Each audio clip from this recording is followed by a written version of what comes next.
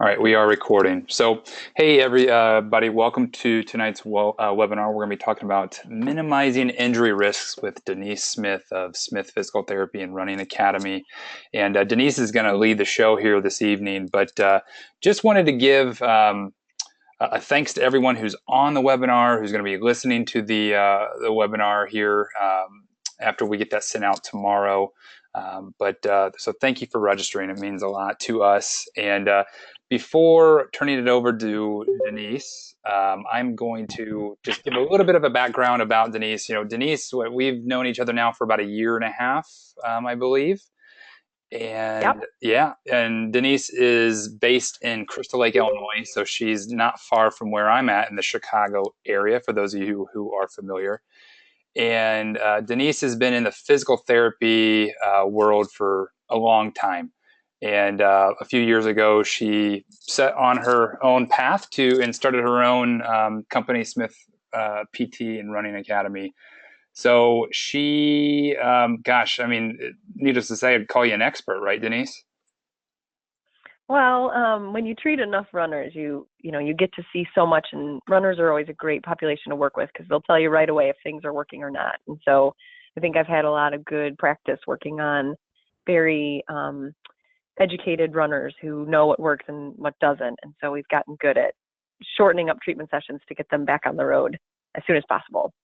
Absolutely. And not only is Denise a physical therapist, but she's also a pose method running technique specialist, which I know a lot of what we're going to talk about tonight in terms of minimizing injury risk is going to be addressing proper form, technique, and I think Denise is going to give us some really awesome takeaways tonight.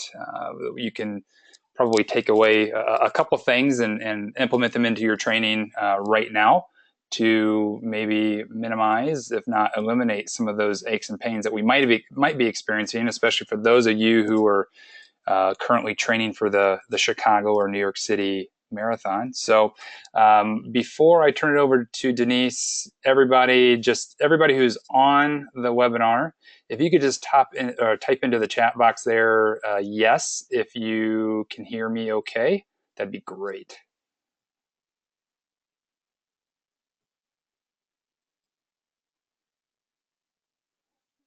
Awesome. Thanks, Boris. Okay. All right, great. So I'm going to go ahead. Let me, Denise, get your slide pulled up here. And then everybody, I'm going to ask participation one more time. I'm going to show my screen and tell me if you can type in yes if you can see the title slide there, minimizing injury risk. Sorry, it's like not showing up super well on the screen there. Well, I'm wondering if we go into slideshow mode, if it'll, I think we had this issue last year with the title screen, but okay. Oops. I'll All right. remember that for next year. That's okay. So without further ado, Denise Smith. Well, thanks, Seth, and thanks for the nice intro. Hope everyone's doing okay. Just if you guys could type in the chat box right now if you're having any injury issues, anything, because I want to make sure as we go through this that I address any of those things. So if you're having any Achilles tendonitis, plantar fasciitis, low back pain, IT band issues, runner's knee, if you're getting any issues, if you guys just type in the box. If you're not, that's awesome. So, because as we go through, like I said, I want to make sure that I address any of those things. And if you guys have questions as we go, like, good, Patrick, so far so good. I want, if you guys have questions as we go, this is super informal. Just let me know as we go. Sore legs only, Boris? Yeah. So, all right, Seth, if you don't mind going to the next slide for me. Yeah.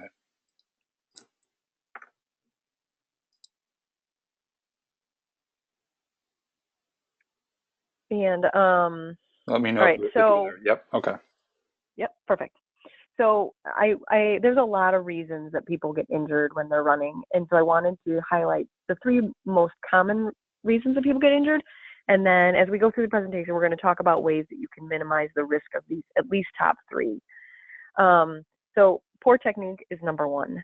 I think a lot of us, we think, well, how hard is it to run? It should be a natural thing. We should just let our body do what we should do. But that's a problem because we've learned bad habits as we've gone on. Now, I don't know if any of you have little kids, but if you ever watch, a child that's 3 or under run, they have perfect form.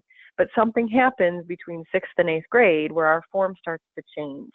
And I don't know if, research is suggesting that a little bit of it is self-consciousness, that we worry about what people think, so we change how we run. And some of it is that's when you start going through puberty, so your body is changing in its structure. So I think it's probably a combination of the two. But learning how to properly do something is key. Think about if you're learning how to play baseball, or better yet, golf. You don't just go out and have perfect form and technique and now you can play 18 holes without an issue. You have to learn the technique, how to swing the ball, or how to swing the club properly, how you should be lined up. Same issues with running. Another common thing is no strength training. So a lot of runners will say they just don't have time, which I totally understand. But strength training is imperative to keeping the muscles and tendons and joints and bones healthy and prepared for what you're going to ask them to do. There's a picture down on the left-hand side of Ryan Hall. And I don't know if any of you follow his story or not, but he's a really interesting case of what happens when you don't properly take care of your body from a strength and technique aspect. So he was an All-American, just an amazing runner, and didn't strength train simply because he didn't feel like he needed to and did not work on technique. Well, he in 2012 started suffering all these injuries and wasn't ever able to come back. And now you can say these are his before and afters. He was super skinny in that race photo. It was in Boston. And then on the left is him now. And so he's really dedicated his body to working out. He says his running is better. He's healthier. He doesn't get tired stirring a pot of chili like he used to. So it just shows how our body needs certain things to perform better. And then the other aspect is not caring for your body. So no self-care, things like foam rolling, lacrosse ball. We'll talk about that as we go too. This is I have a banner that I take with me to a lot of races. It's a conversation starter because every runner has suffered one of these things. And I won't go through each of these, but if you ever want, Seth's got my contact info. I'm always willing to talk about stuff, but this is a really great conversation starter. There usually is a form issue behind all of these. Yes, sometimes bad things happen to runners. You maybe sprain an ankle because you step in a pothole. But if it's a technique issue, that's what we really want to try to prevent. So you can go ahead and go on to the next slide. Usually the structures that are injured are, the usual suspects: muscles, tendons, ligaments, and bones. And there's a reason why, and they each have a very specific job. So muscles' jobs are to absorb force. Tendons' jobs are to provide elasticity and a springiness, which we'll talk about later, especially the Achilles tendon. Ligaments act as a stabilizer, and bones are there to support your body weight. So if each of them are used correctly, they can function as they should and they're happy. But when you start asking them to do things they're not supposed to do, that's when they start getting injured. So as we move on to the next slide here, we'll start talking about why certain structures become irritated. And I want to make sure I address this because I get this question almost every day. Well, how do I know that something's an injury just that I'm not sore? And so these are good general rules of thumb. Usually, I think you've all probably experienced this. We call it delayed onset muscle soreness. So you work out, you have a really great workout, or maybe you add a couple miles, you do some hill runs, and you are so sore the next day. You don't feel like you're going to die. It's not pain. It's just you get out of bed and you're like, oh man, I did a lot. And you kind of hobble through the day, but it feels better as you move. It feels worse after you sit. And it's usually like a day or two. Sometimes that second day is worse, but then eventually it starts to subside and you actually feel much better after, versus an injury, which some of you, if you start noticing shin splints, they'll say, well, it hurts at the very beginning of my run, but then it goes away. Or as those shin splints progress, they'll say, well, it used to be at the beginning of my run, but now it's at the beginning and the end of my run, or now I have it through my whole run, or I'll run and 12 hours later, I am in so much pain, I can't even walk. That's different than soreness. Because usually you hear them talking about a difference in intensity, frequency, duration, that, the pain gets worse when they do the stairs, or usually my shin splints go away, but now it's lasting the entire day. And so that's where we'll hear those things things that we start worrying about, maybe that maybe it's not even necessarily there's an injury, but you have pain, and that's your body's way of telling you that something is wrong. So that's what we want to talk about today, is how we can minimize your risk of injuries. I understand that you guys, I'm going to guess most of you work, you have families, you have other commitments outside of just running, and Seth writes these amazing plans that I think are very doable, and he writes in some really important aspects to that, some rest days, strengthening, and I want you guys to understand why he puts those in there. The more your body is prepared for the mileage that you're putting on when training for Chicago or New York, is imperative that you guys can really understand how to use this stuff to your benefit, because your performance will go up as well, along with avoiding injuries. So what we're going to talk about today are ways you can improve your technique, why we strengthen certain muscle groups, how to do that, what this elasticity or using your tendons to your benefit is for, and so I call that becoming elastic. Learning to really appreciate and love your joints, because I think we all spend a lot of time stretching. We think we're stretching our muscles, but making sure that you're doing flexibility and mobility work to your joints is just as important as stretching your muscles. And then allowing some of that self-care, that self-treatment, improving muscle, the ability of the muscle to contract, to pump some of that bad fluid out and help it with recovery. So obviously I am a technique specialist. I am trained through the pose method, but we use a ton of different drills and exercises to improve technique.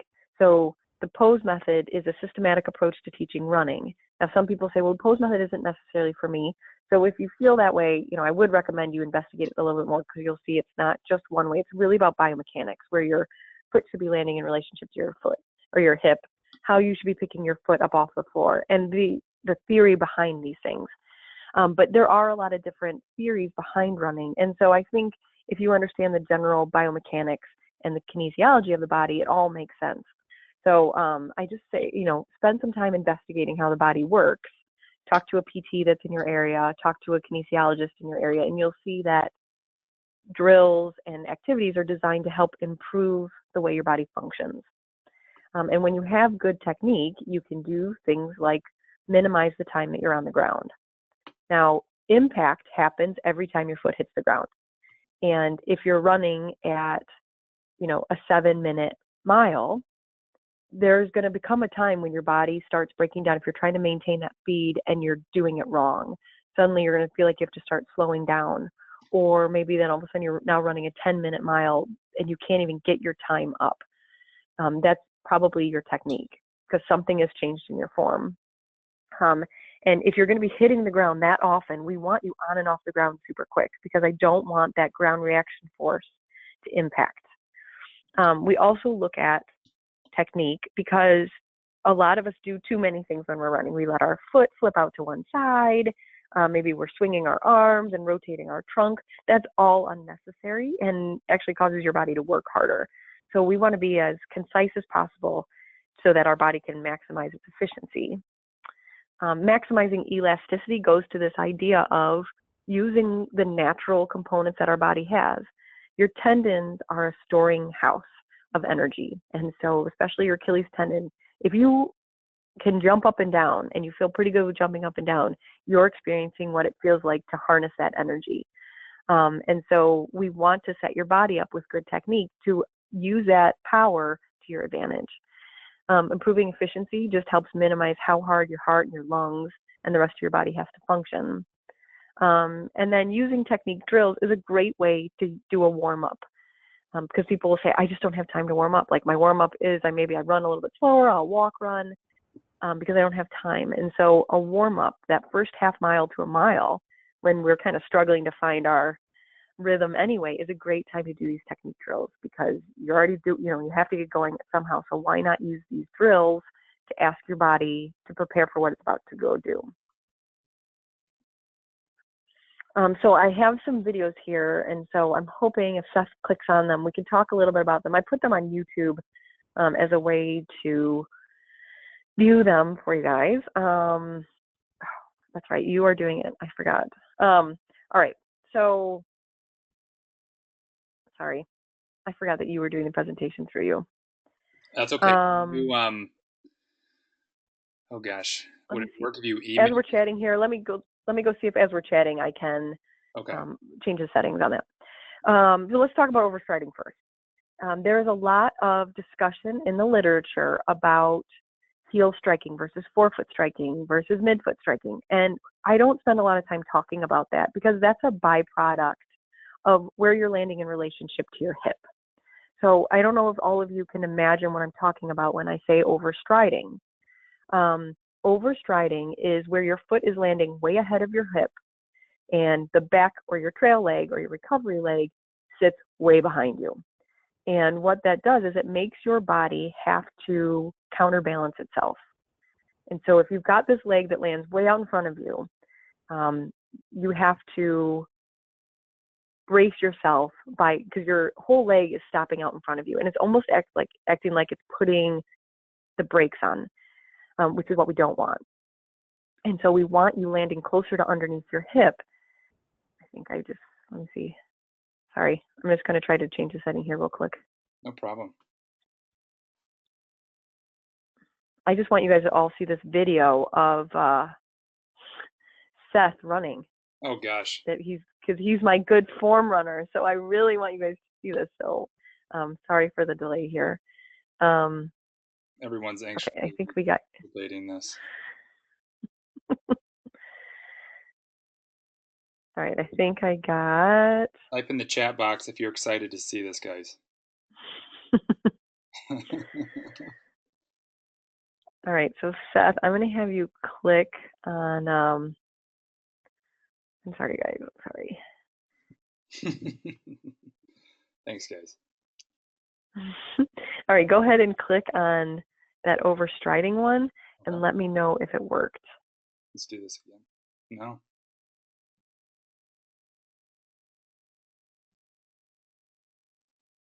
Nope. All right. I don't know if it just needs a moment. But anyway, okay. So landing ahead of your hip will cause your leg to be straight out in front of you. So your knee is locked, your ankle's locked, your toes are up. So all that force of impact goes right up into your knees and your hip and your ankle, and your shins have to brace that. So if you pull your foot back and you land closer to underneath your center of mass, your muscles and tendons are able to absorb that force. So I don't know if you guys are in places that you can stand up right now, but stand up for me and run in place. And you'll see, first of all, it's not that hard. So now, as you're standing there, just stop where you are. Now take a giant step out in front of you with your legs straight and see how that feels. Now pull your foot back a little bit and step out onto the foot now. Does that feel a little bit better? Do you feel like you're still landing on a locked knee? And then eventually just put your foot right underneath you and step onto that. And you can see the difference of landing with your foot that far out ahead of you. And it's wasted time to put your foot that far in front of you. We all pass through our foot being underneath us at some point. So why waste all that time with your foot landing out in front of you? Can you try clicking it one more time for me, Seth, and see if it works? Or maybe the excessive movement one. I think it's going. Oh, okay. Okay, so. Let me just start it over here. So if you watch her as she lands, I don't know if there's going to be an issue with streaming. I put it in slow motion, so it should just slow down, but I don't know if there's a streaming issue. So as she lands, she's got her foot too far ahead of her body, and look at how far back her leg is. So if you guys want, you can go onto my channel and watch that a little more in detail, and you can see that. And I can always send out another video. And then you can watch this kids marathon one.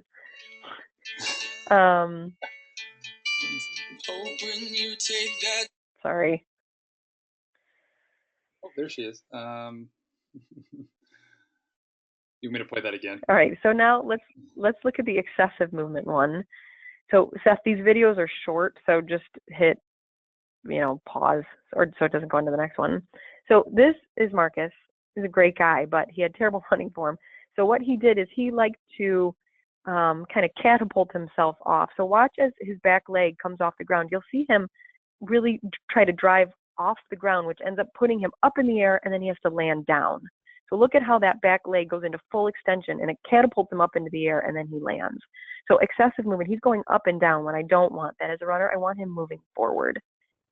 And the other thing too is as he comes down, watch how his foot will reach for the ground. Instead of just landing with his foot underneath him, his toes will point down, again, which will cause, eventually he came in with shin splints.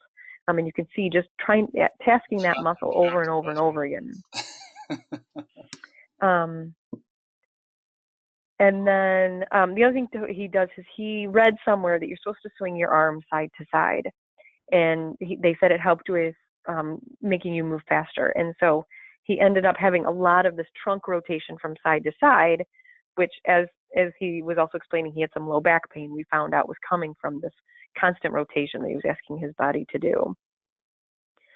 And the final video is shuffling. Now, it's not a like official term. It's my term because I don't know how else to describe what we see here. It's where the foot barely comes off the ground. And they're almost scuffing the ground. And so what you'll see is the foot barely comes off at all. A lot of times people will kick the inside of their foot when they do this, or they'll kick the inside of their other leg. And at some point, it looks like she almost has both feet on the ground at the same time, which is not what we want. We want to, again, use that elasticity of the tendons to be very light on our feet, not almost have 2 feet on the ground at one time, because that means you're not really moving forward. And so you can see that she kind of shuffles around, and she'll talk about, if you look at the bottom of your feet, I can sometimes tell just by people's shoes what type of runner they are, because they'll have the whole foot, either at the heel part or at the forefoot, will be almost like worn down. It's not like, and it won't be even throughout the whole shoe. It'll just be like one corner. It's like she's scuffing her feet when she walks. And I'll hear that noise. I think you guys have probably experienced that if you're like walking around your house and you're kind of lazy and you're just dragging your feet. There's this scuffing noise. And so that's what we'll hear too when people are running. So next time you're out running, listen to what you hear. Notice, like, do you always end up with little dirt marks on the inside of your shoe or on the inside of your calf? Or you kind of just dragging your foot through versus picking it up off the ground the way you should and then dropping it down. Thanks for the videos. So the easiest ways, and again, I can help you guys. I do virtual coaching. If you guys want to learn some more technique fixes, we can do that. But in general, some really great ways to fix it on your own is the easiest one is through cadence. A lot of us don't understand why cadence is important in running. A lot of the new watches talk about cadence. And what it's telling us is in 1 minute, how many times your feet are coming on and off the ground.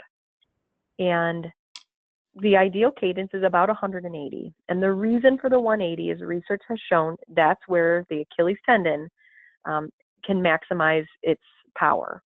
Anything slower than that puts you on the ground way too long, and the Achilles can't react the way it's supposed to. And so that's why that magic number of 180 is what you'll always see in the literature. Most people run between 155 and 165, so a little too slow, but they feel that, oh my God, if I go to 180, it's going to be too fast. I'm not going to be able to keep up. And so speed, I need you guys to understand too that speed and cadence are not the same thing. So again, if you guys are in a place that you can stand up right now, we'll do a little drill here that I'll show you. What I want you guys to do is I'm going to set a metronome that I'll put my phone up to 180. And I want you guys to run in place to this sound. So if you are doing it in place, okay, I'll stop that. If you're doing that in place, you'll see you're not going anywhere. Now, until you start moving your body weight forward, that's where speed comes from. So if you're worried that increasing your cadence is going to cause you to run too fast, all you do is just play with your body angle, and that's how you can control your speed. Shortening your stride is another way to do that. Now, ways to do that are things like skipping, running backwards. You can't overstride when you skip or run backwards. So a warm-up drill for you could be to run backwards. Like if you're running in your neighborhood, it's mailbox to mailbox. Try running backwards from one mailbox to the other. Then when you get to that second mailbox, turn and run forward. And your body remembered how it was landing underneath itself from the previous drill. So as as you turn and run forward, it will remember that and it will like that. Now, if I let you keep going, you'll eventually switch back to your old form. But you can use drills like skipping and running backwards as ways to keep that stride really short. And technique drills, whatever, and you can Google this. Like you can Google like running technique drills. And again, there may be some information out there that you don't quite understand, look at it and try to figure out, why is this an important technique drill? Is it trying to get me to land underneath my hip? Is it trying to get me to pick my foot up off the ground? Is it trying to keep me from rotating my trunk too much? Try to understand why you do it, because then it will be more, your brain will understand it better too and want to use that to its advantage. On my YouTube channel, I have a an explanation of a bunch of technique drills and why technique is so important. So that has it's like 6 drills that you can do as your warm up. Just slow it down on the YouTube, write down what I do, and you can pick up those technique drills right there, or just shoot me an email and I'll send it to you guys. So we're gonna watch Seth's video right now. Seth is a great runner. I mean, he's got good endurance, he's got great form, and he's let me tweak his form once in a while. So you'll notice watch where his foot is landing in relationship to his hip, and you'll see that it lands right underneath him. So he's going to play it again here. So as he lands, his body comes up and over his foot. He's not landing way out ahead of him. His body, and he keeps moving forward. So he's got a great fall angle. And as he gets, that back leg comes up and underneath him as well, and he pulls it straight through, and then it drops down to catch him. So he's not skimming it. He's not trying to drive with his knees. He lets his hamstring pick his foot up off the ground, and it lands where it should without him having to try to overuse his hip muscles and his quad. Thanks, Seth. See, doesn't he look great? Thanks, Denise. Sure. You guys can go ahead and start shooting your comments off to him if you want. So now let's talk about strengthening. Next to technique, this is where I feel that a lot of runners make a mistake, in that they don't strength train. And I'll say to them, do you strength train? And they'll say, well, yeah, I'm running. So I'm going to say it. Running is not strengthening. It is not the same thing. Strengthening is where you are actually stacking weight onto your body and making a muscle control that weight, moving it. So you've increased your body mass and you're trying to use it to change how your muscle reacts. When we run as distance runners, our body has to absorb 2 to 3 times our body weight. The faster we go, so sprinters have to absorb up to 5 times their body weight. And so you are now, if you are a 100-pound runner, you are now asking your body to absorb 200 pounds every time you hit that ground. And so we want our body prepared to be able to absorb that so they don't get injured. And ways to do this are super simple. Again, you can go on YouTube and find millions of running strengthening routines. But again, keep asking yourself, why am I doing this? Why am I strengthening this muscle group, and how can it help me? And so again, the more you guys know, the better you'll be. So on the next slide, I talk about some really important muscle groups. That is a video my daughter found of this baby deer that, I don't know if she found it on YouTube, she thinks it's hilarious. But we need to learn how to support our body weight. And these muscle groups that are listed here are the ones that are used the most during your running. So the next slide talks about some easy exercises you can do, which you can Google these again to help you figure out why we're doing them. So most people don't strengthen their arms, but your shoulders and your arms are vital to helping you help your lower body move. If your shoulders and arms are locked down, you're taking out, it's like someone's pushing down on the top half of you and asking the lower half to keep moving. So it's really important to keep your shoulders strong and loose so it can help your lower body. Obviously your core is important, so working your low back and your abdominals. Hips are the #1 muscle group that almost every runner forgets. And so I want you guys to look up hip dips. On my YouTube channel, I have how to do a variety of hip dips. because it looks easy, but once you start changing how you do them, or you do 3 sets of 15, you'll see your body moves in a totally different way when you have a strong center of mass where your hips are.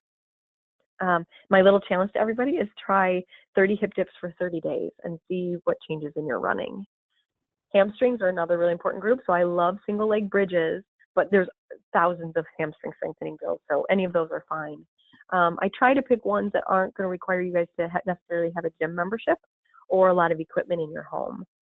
3-point donkey kick, again, you guys can Google these, are great. That's great for your tush, and strengthening your calf and the bottom of your feet are very, very important to help with how your foot is coming on and off the ground.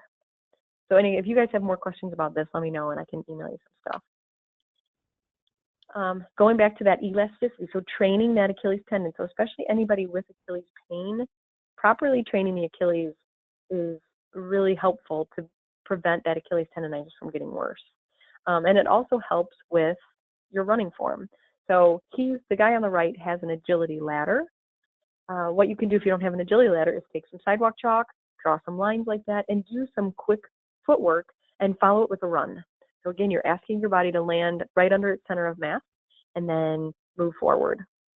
And your body will like that. It likes the ability to let the Achilles tendon do its job.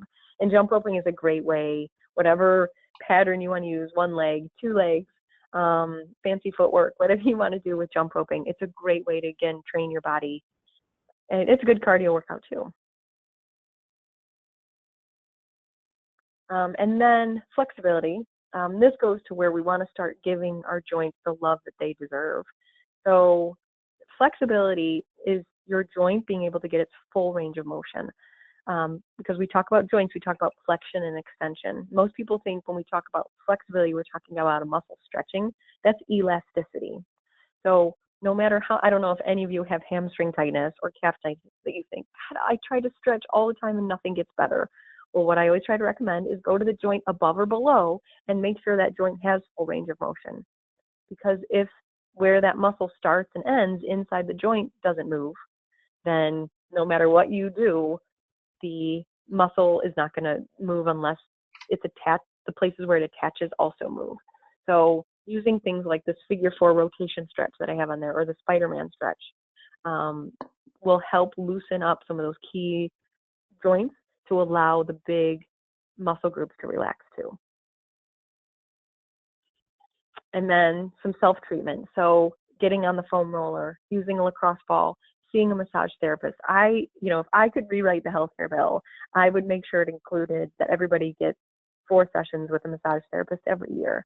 I think that somebody getting in there and breaking that stuff up will prevent a ton of injuries. Whether you're someone that sits at a desk all day or somebody who's out and running and training for a marathon. So allowing those muscles to get some of that bad stuff out of there is really, really important to its recovery. Another option that I forgot to put on there is compression. So if any of you are downtown, there's this amazing place called the Chicago Recovery Room. Go in there and ask for Liz. Tell them Denise sent you. But the Chicago Recovery Room was built around this idea that you need to do self-care tasks after you train. And so they have huge things for ice baths, compression boots. Here in Crystal Lake, I just bought my own compression boots. So I have 2 pairs if anyone wants to come try those here too. But using compression is a way to pump that, using tension on the muscles to get lactic acid and all the other bad stuff that builds up in your muscles. Get that out, pump it out to allow for recovery. So my word of caution with using a lacrosse ball or foam roller is that if the tissue is irritated and you go in there and roll on it, you may notice your symptoms come up and they don't get better. If that's the case, then there's something else driving it and you're just trying to, that structure that you're on isn't the right one. So I'd either try rolling a different muscle group that's kind of close to it, or seeing a physical therapist in your area that does free injury screens to make sure that there isn't something more serious going on. So if you notice when you're laying on a lacrosse ball or foam roller that things get more irritated, that's your body's way of telling you something is not right. And like I said, Seth writes amazing programs, and I think one of the reasons that he's so smart is that as an athlete himself, he's learned the importance of integrating all of these things into your workout. So these are usually my recommendations, which I think follows a lot with what Seth says. So do what you can. I know, again, you guys have so many commitments and you have so many other things you have to do. Sometimes finding the time for this is really, really challenging. But if you can dedicate it to yourself just during the short time in your life, you'll see that you can perform so much better at your race. And you can go ahead and advance on the next one. Okay, good. I just wanted to see where I was. So if you guys want, I do virtual technique teaching. So you can just shoot me an email. We can work through that. We send videos back and forth to each other and have some Skype sessions. Or if you're in the Chicagoland area, I'm in the northwest suburbs, Crystal Lake. Come on in. I can do free injury screen on you, free running analysis, just to help you make sure that your technique and your form are sound so that you can perform better.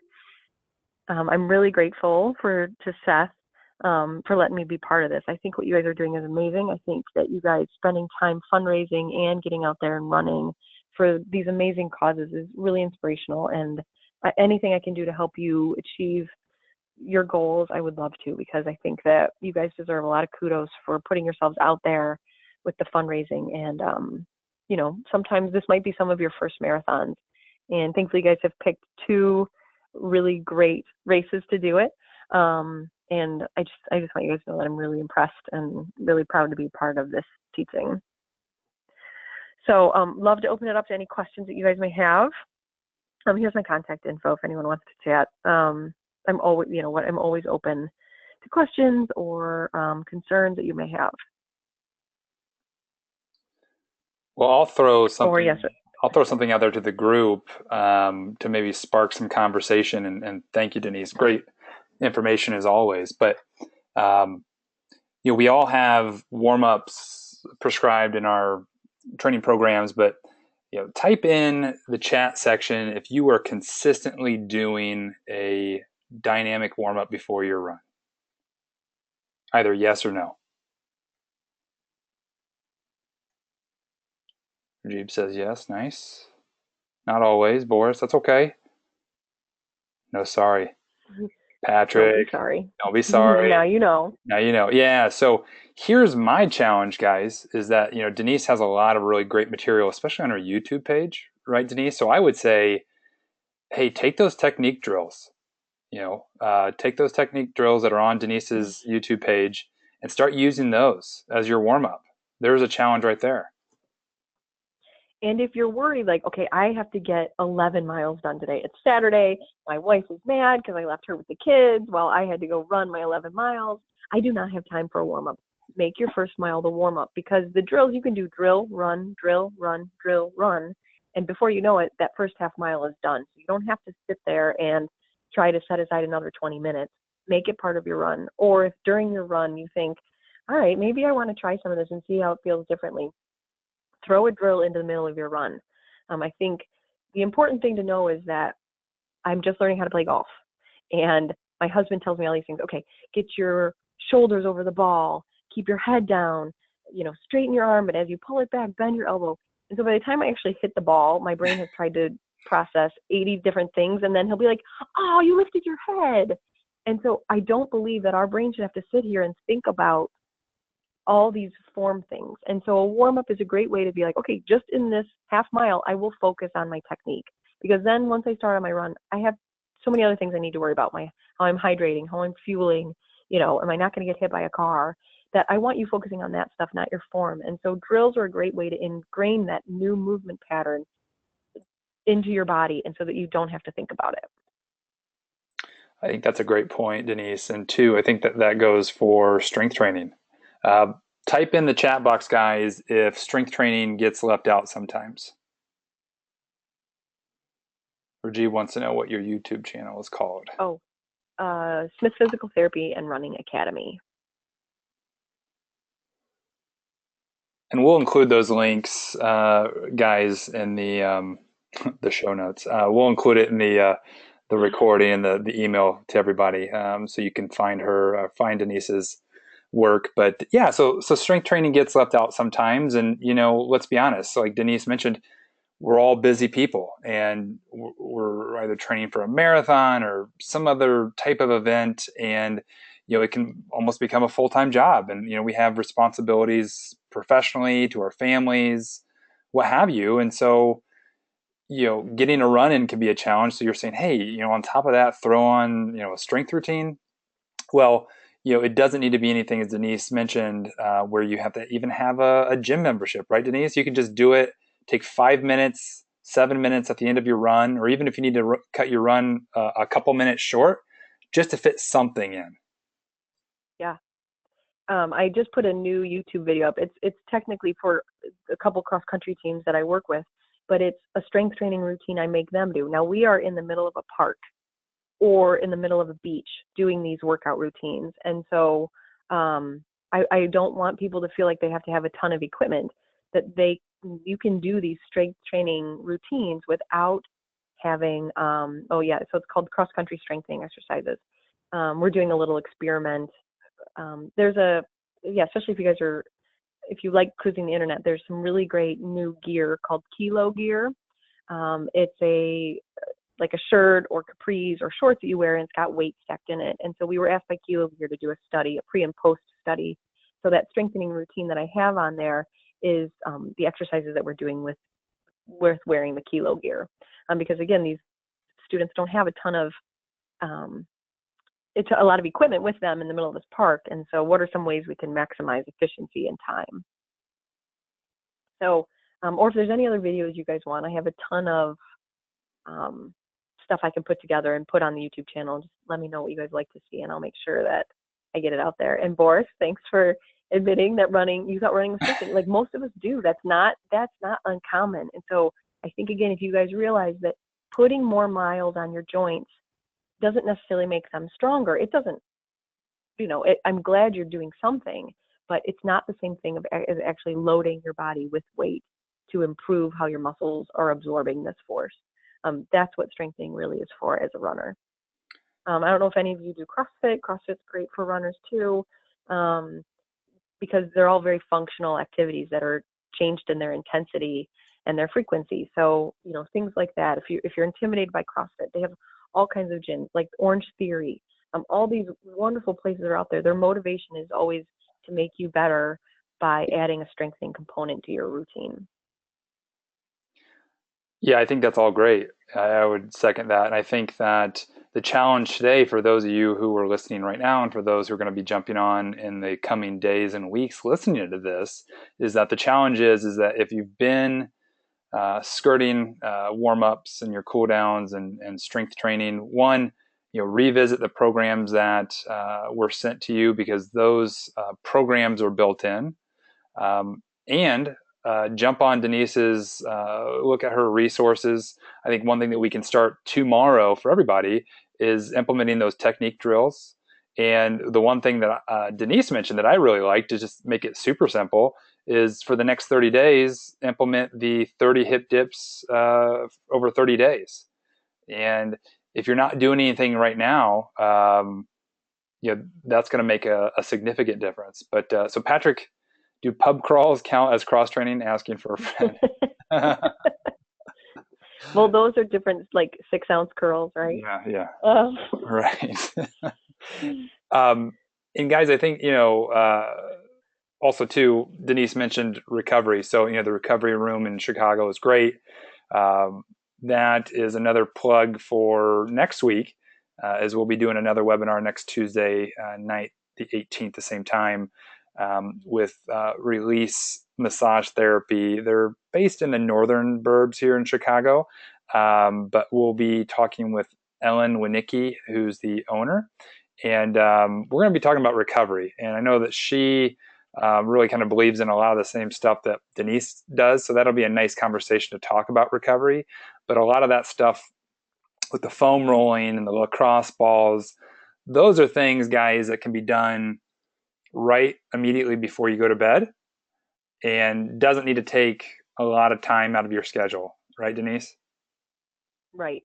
And I if you watch people like Usain Bolt, he travels with a team, or Michael Phelps. So, and answer your question, Boris, yes, swimming can help. It's a cross training. And a lot of the concepts of swimming and biking are also true with helping how to use your body weight moving forward and pulling certain body parts into certain positions. So yes, swimming can help. But again, I would tell a swimmer who's trying to progress their distance, they should be strengthening too. So Yeah. it's cross training, but it's not necessarily strengthening. But back to Michael Phelps, he has a team that travels with him. And at this most recent Olympics, everybody was talking about the cupping marks that you saw on his back. So he has a massage therapy team that travels with him to do this for him, to take care of his muscles. You know, he has a nutritionist that travels with him. He has a technique coach that travels with him. We don't have that luxury, nor do we have that time. So things like putting sleeping into our schedule doesn't always happen because we don't have a coach telling us, like, you need to go take a 20-minute nap, because instead we got to put our kids to bed, or we got to finish up the work we didn't finish before we left work because we had to go run. So finding ways to, take time and take care of your body, whether it's just scheduling a massage every other month, to give your muscles time to repair. It's not a sign of weakness to be sore and maybe notice some issues, and have someone work on that. It's not a weakness, and it doesn't make you a bad athlete that you need your body taken care of. All the elite athletes do, and it's totally appropriate that you do too. Well, too, and I think it also shows that you're making progress. Soreness is your body's way of saying that, like, you're doing something. Yep. And probably none of us on this webinar are 20 years old, where you can just back-to-back days put in hard workouts and not really feel the ill effects. I think as we get older, the recovery, the warm-ups, the cool downs, the strength training are essentially, in my eye, just as important as the running. So I think that's a great point. So as we finish up, guys, I know we're coming up here on just about an hour on the webinar. Any last minute questions, feel free to type those in. And as you can see, take note of Denise's contact information. She's really great with getting in contact with you guys if you reach out and sharing her expertise. And I really do encourage you, if really you're looking to take your running to the next level, or you're struggling with something, whether it be injuries or just anything, you seem to have plateaued, I encourage you to check out Denise's virtual option if you're not in the Chicago area. And for those of you who are in the Chicago area, I encourage you to pop in to Denise's clinic and have a chat with her and see if what she's offering and what she does is a right fit. Well, thanks for that. And, again, look around, go on Google even, and just type in like running technique specialist and see if there's anybody in your area that can help you. Because I think following up with, a PT if you have any injuries, or finding a running technique specialist in your area can go a really long way. That's okay. That's okay, of course. So it was the magic of the internet. Denise has been able to work with people all over the world, just like we're able to work together. But Patrick, you're very much you're welcome. It's been our pleasure. So I think with that, guys, we're going to go ahead and wrap things up. I want to thank everyone again for attending, and thank everyone in the future who's going to be jumping on and listening to this. And then I encourage you guys that if you know someone in your life who is a runner or aspiring to be a runner, share this information with them, because I think the more that we can spread as runners, the better. And I think this is all really great information. I want to say thanks to Denise for once again helping me out and bailing me out and making me look smarter than what I really am, and making me look a better runner than I really am. So I appreciate that. Well, and I appreciate you guys letting me on. And again, congratulations and best of luck with all of your training. And you guys should be really proud of yourselves. Awesome. Well, thanks, everybody. Have a great night, and we'll talk soon. All right. Thanks.